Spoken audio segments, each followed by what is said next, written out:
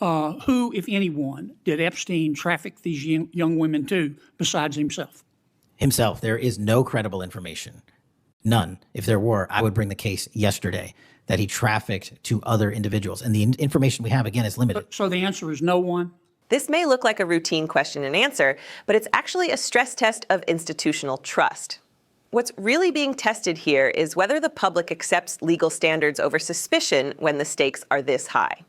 This raises broader questions about transparency, evidentiary limits, and how accountability works when investigations collide with court orders and prior decisions.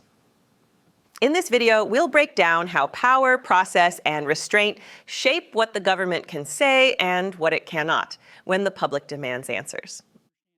I want to ask you about the Epstein files. Have you seen the Epstein files? I have not reviewed the entirety of it myself, but a good amount. Okay.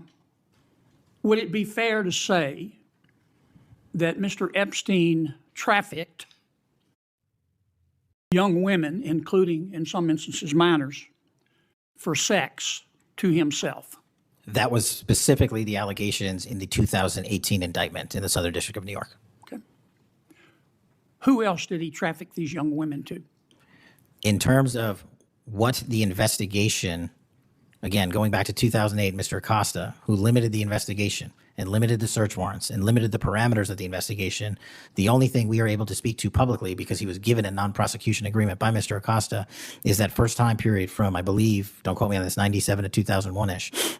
And then when the Trump administration courageously reopened it. Kash, excuse me if interrupting, but I'm going to run out of time. You've seen most of the files. Who, if anyone, did Epstein traffic these young women to besides himself? Himself. There is no credible information.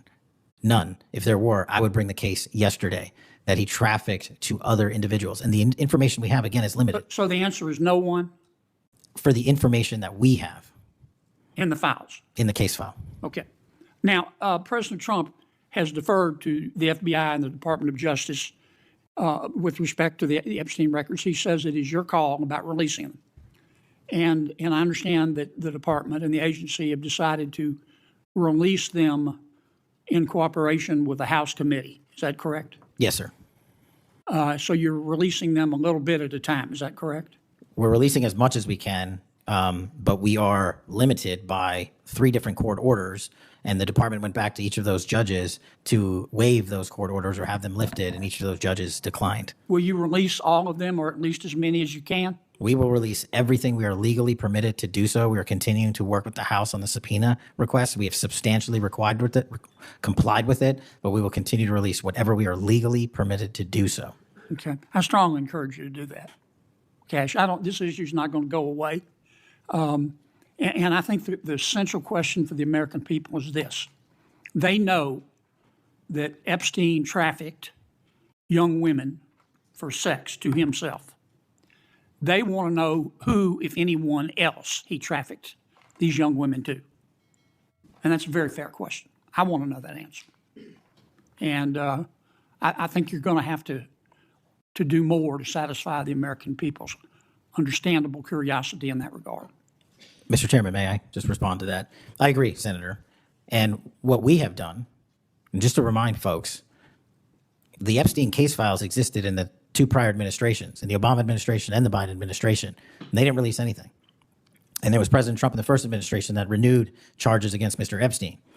And I know it's a little complicated to understand, but what exists in the Epstein case files was a direct result of the limited search warrants from 2006 and 2007, which hamstrung future investigations because of the non-prosecution agreement. And multiple administrations had the opportunity to look at the entirety of that case file and recommend prosecutions against anyone that was trafficked under Mr. Epstein and anyone that participated in that trafficking. And the only person to bring charges was the prior administration against Mr. Epstein. Now, I am not saying that others were not trafficked and others were not involved. What I am telling you is that based on the information we have, and we have continuously and publicly asked for the public to come forward with more information. If there is, we'll look at it. But based on credible information, we have released all credible information, and the information that the Department of Justice and the FBI never releases is information on investigations that are not credible. And we don't release the names of victims who weren't credible But in the same time, we don't release the names of victims who were credible. And so the information, that's by law. And so the information we are releasing now is historic, and it is also to the maximum capacity that the law allows. And I know that's not going to satisfy many, many, many people. But if they wanted it done right, then the investigation from its origination should have been done right. And he should not have been given a get out of jail free card to do jail on the weekends for 12 hours a day. And he should have been investigated fully for the entirety of his crime and criminal enterprise, not just from 1997 to 2001. Senator Blumenthal.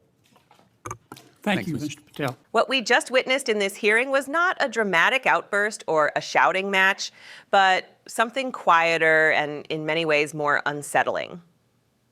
In a tense exchange under oath, Kash Patel was pressed on one of the most sensitive questions in modern American public life: whether the government possesses credible evidence that Jeffrey Epstein moved young women to powerful individuals beyond himself.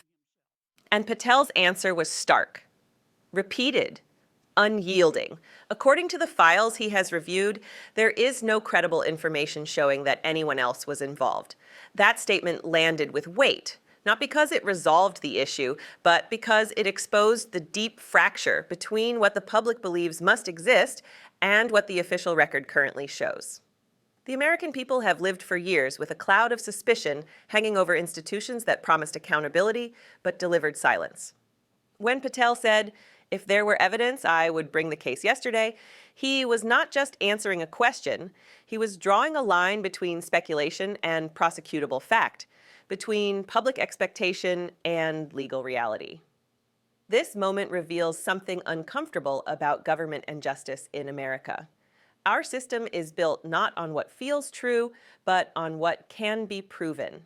And when investigations are limited, when search warrants are narrowed, when agreements are struck behind closed doors, the truth itself can become permanently constrained. Patel described how early decisions made nearly 2 decades ago restricted the scope of inquiry so severely that future investigators were left with gaps they could never fully close.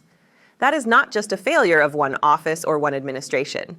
It is a systemic breakdown that echoes forward in time.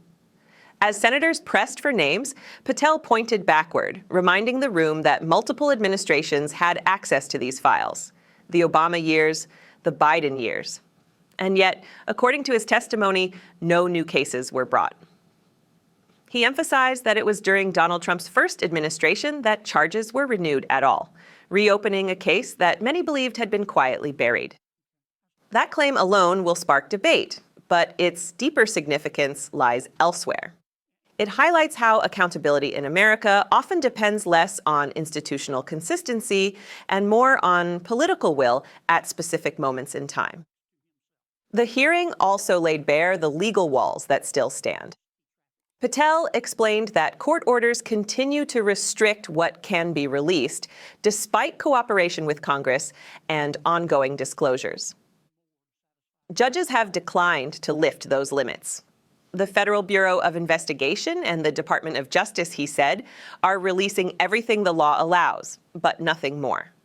That distinction matters. In a democracy, transparency is not just about willingness, it is about permission. And when the law draws boundaries, even public outrage cannot always push past them. Yet the emotional core of this exchange came from a simple truth acknowledged by both sides. The public's questions are fair. Americans know that crimes occurred. They know harm was done. What they cannot accept is uncertainty layered on top of secrecy. Patel conceded openly that what has been released will never satisfy everyone. Not because people are unreasonable, but because the original investigation, as he described it, was incomplete from the start. When justice is partial, trust erodes. When trust erodes, every official statement is met with doubt. This is the moral crossroads revealed by today's hearing. A justice system that operates within strict legal confines can still fail the public if those confines were shaped by flawed decisions long ago. Accountability delayed does not just become accountability denied. It becomes suspicion inherited. And that suspicion now defines how millions of Americans view their institutions. In the end, this hearing was not about clearing names or confirming theories. It was about confronting the limits of what government can prove after years of missed opportunities. It was about acknowledging that transparency, when it arrives late, feels insufficient. And it was about reminding us that the integrity of the system depends on doing investigations right the first time, fully, aggressively, and without favor. If the truth matters, then the process matters.